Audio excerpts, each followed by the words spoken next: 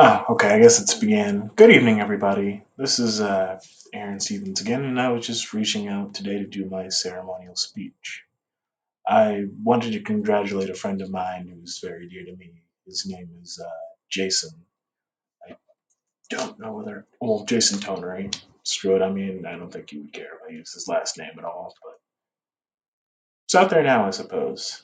That being said, I wanted to commemorate this speech to an achievement he just kind of unlocked as he entered his first martial arts tournament with his style being Hapkido and actually won number one rank within his division, which is a very big achievement for everybody. I know for a fact I'd love to have my first tournament. It's really a rite of passage that a lot of martial artists go through, and I felt like it was something that was actually worth kind of commemorating as it does invoke a lot of skill, a lot of hard work, and a lot of determination. That being said, I'd actually like to move over into martial arts as a whole, sort of. I understand that in the public eye and in the public demographic, things aren't always the best as they are kind of presented with martial arts. A lot of people think of it in the essence of UFC. A lot of people think of it in the essence of violence, but really, what martial arts contains is the beliefs and practices of various world cultures alongside a focus on the growth of individuals over time through hard work, skill, and achievement. And that is something that I feel cannot be understated or just summed up with something as simple as an art of violence, even if it is, by its very definition, an art of war. This being said, I think turning more so into the modern side of martial arts, you see a lot less interaction and a lot less willingness from people who are typically involved in more traditional based arts like your kung fu's, your karates, and things such as that, into going into more competitive based tournaments where there is a lot more damage, there is a lot more to lose in terms of physical and mental health and things like that. I mean, it takes a lot to be a competitive martial artist, and namely one who goes more so into sports based tournaments. These are things that usually typically require the willingness to accept not only damage to one's physical state, but the actual pain and suffering that comes alongside having to train for sometimes months to even years at a time for one tournament, and it can be all over in one fight, if not multiple a day. So it's one of those things where I feel like it really just kind of adds to the weight of the achievement that he's kind of gotten himself to, and I really can't help but praise him. And especially as long as we've known one another. I first met Jason when we were both about, I want to say, 16 years old.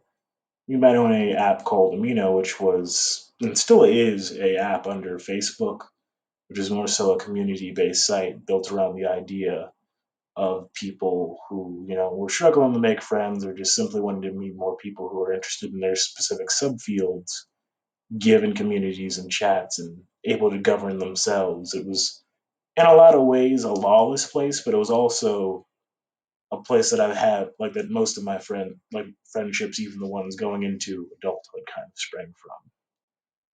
Looking back on it, I think we met each other, and I want to say the year 2016, prior to, well, not even really prior, but kind of in the beginning of both of our martial arts careers, and more so kind of bonded over being traditional practitioners who wanted to go into a more sports oriented background.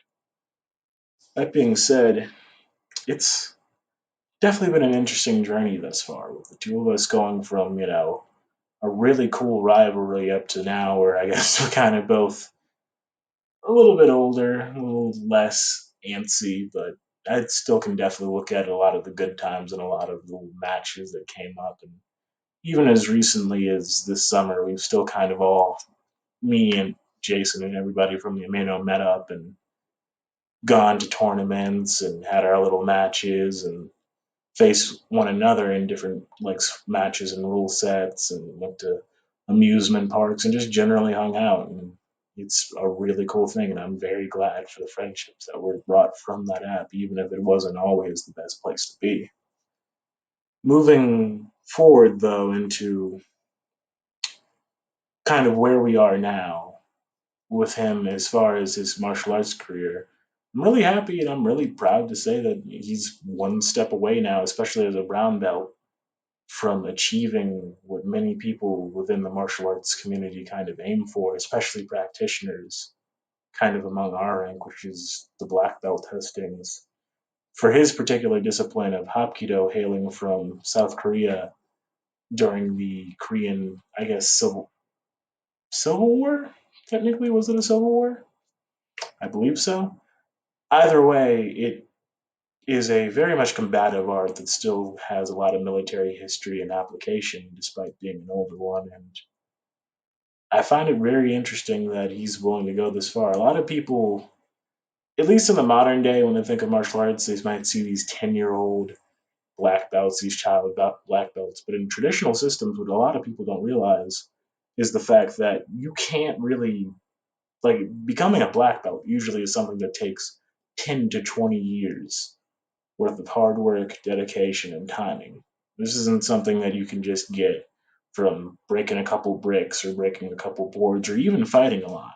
You have people who compete for years and still don't have that sort of title to them. But that is definitely one of the quicker ways to get there. That being said, I'm definitely really proud of my friend, and I'm glad he's getting this opportunity to go forward, to move into his martial arts career. And right now, I'm fairly certain he's actually planning his trip over to South Korea to take his black belt testing in the actual home of Hapkido in South Korea, up in the mountains. There's a little institute for them. But yeah, I can't help but be proud. I mean, it's one of those things where I certainly hope I'm able to get there someday. But yeah, it's an extraordinary feeling, and it's an extraordinary thing to have achieved.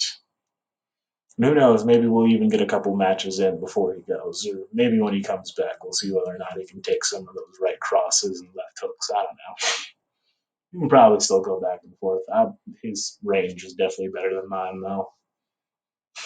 That being said, really proud to see that how far he's come. I hope he continues to soar as high as he does now, and yeah, I'm glad to have Jason Toner as my friend.